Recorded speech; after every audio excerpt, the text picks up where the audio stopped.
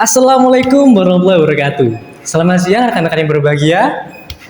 Pernahkah kalian berpikir bahwasannya di tengah malam ketika kalian melihat postingan teman Anda yang ngepost tuh tentang pekerjaan mereka yang sampai 18 jam sehari, kemudian captionnya tuh no work no life atau enggak tidur itu hanyalah ilusi. Nah, hal tersebut ternyata merupakan salah satu dampak buruk buat teman-teman.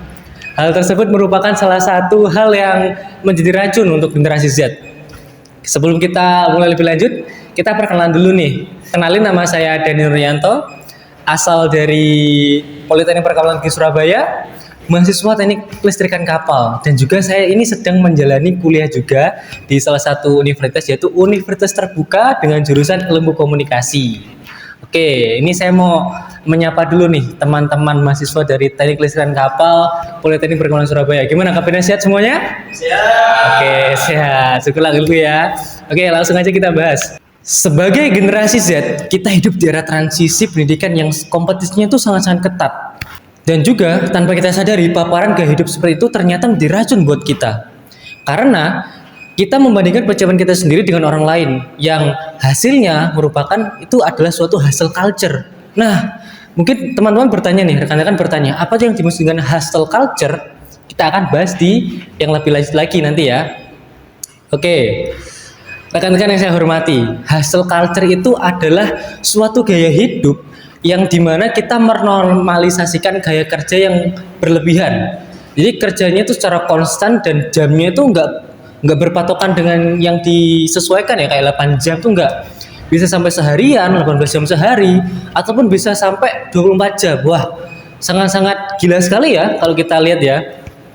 Nah, menurut pengujian klinis dan penelitian dari Dr. Olga Molina pada tahun 2023 dalam platformnya yang berjudul Talkspace, dan juga jurnal ini membahas tentang bagaimana peran andil besar dari media sosial merubah pola pikir generasi Z.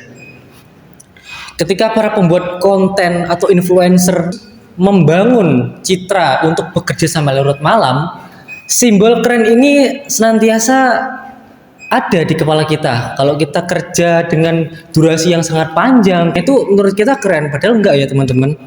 Hal ini justru menjadi pedang bermata dua.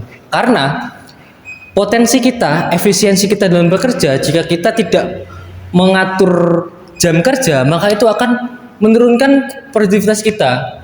Jadi, hal tersebut justru akan menjadi salah satu penyerang untuk kesehatan mental kita, terutama bisa menyebabkan yang namanya depresi, kemudian bisa anxiety dan sebagainya.